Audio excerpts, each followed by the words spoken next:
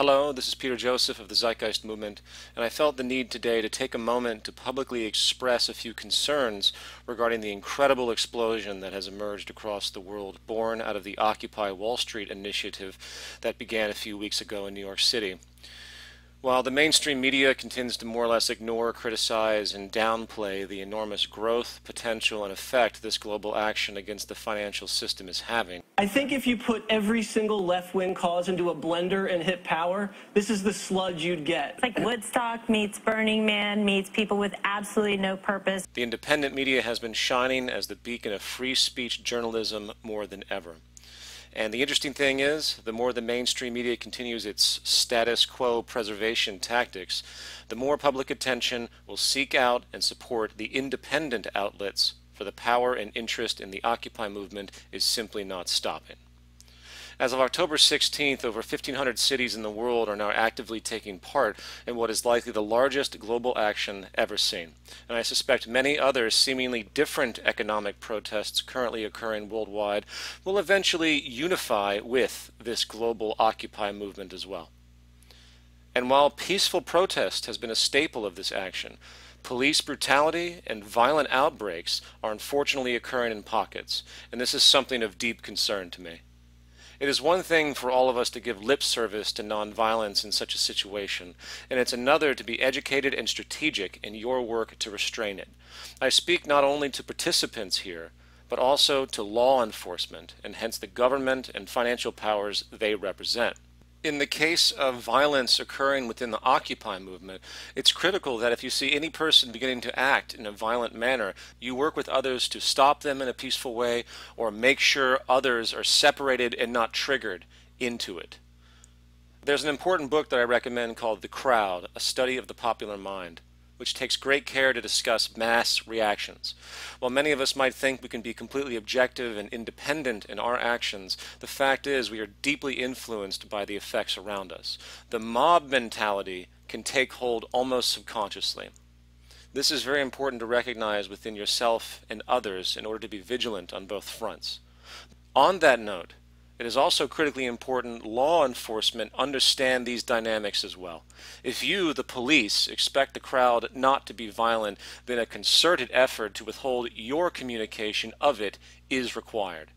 Just as a single rogue person can trigger an entire group to jump on board with violent acts, so do violent actions coming from you, the police.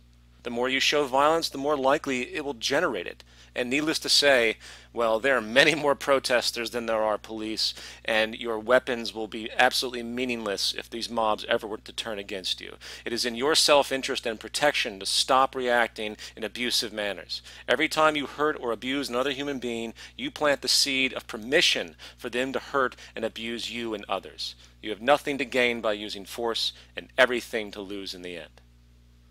Now, that all aside, there's a quick point I would like to make with regard to demands and transition.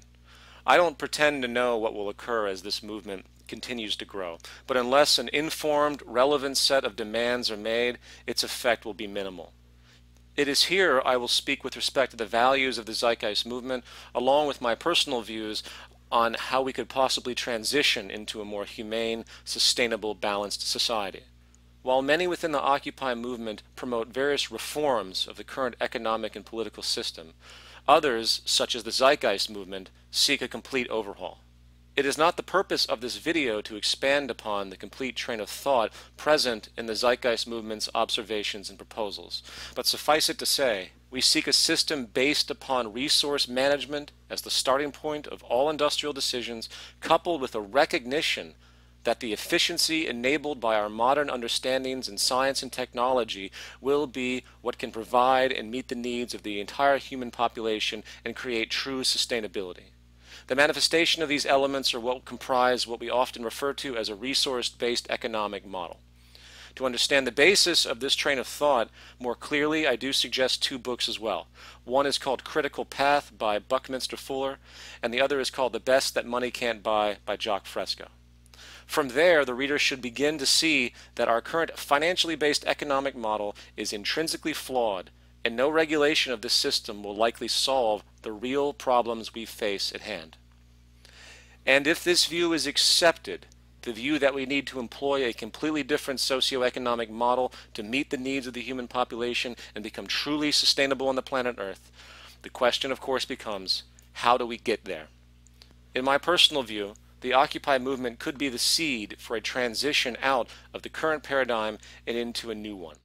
By its natural evolution, the Occupy movement has characteristics that are very revealing with respect to the true nature of the problems at hand. The fact that this act of contempt is occurring without borders, or in certain cases, without even respect to the political system itself, rather targeting the financial system, shows an amazing new awareness. My first suggestion is to unify the regional movements into a global entity through representatives, where each major region has a personal link to each other. I believe this is starting to occur already.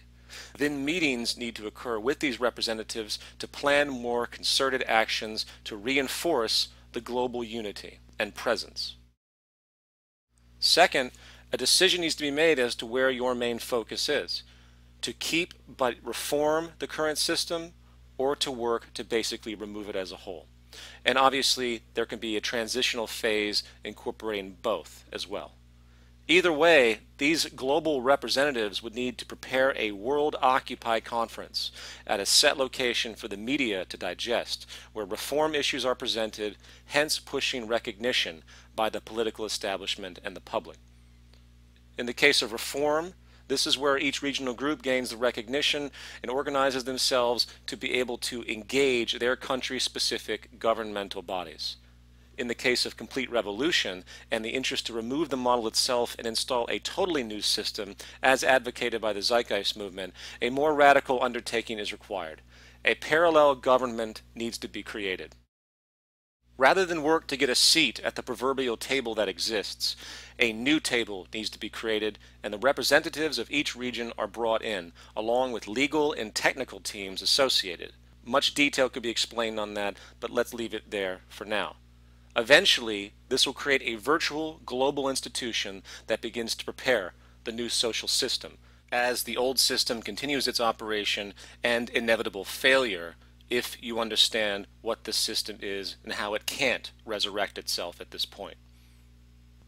And once the model is defined, a mass public awareness campaign is commenced as this new governing body and its work is announced.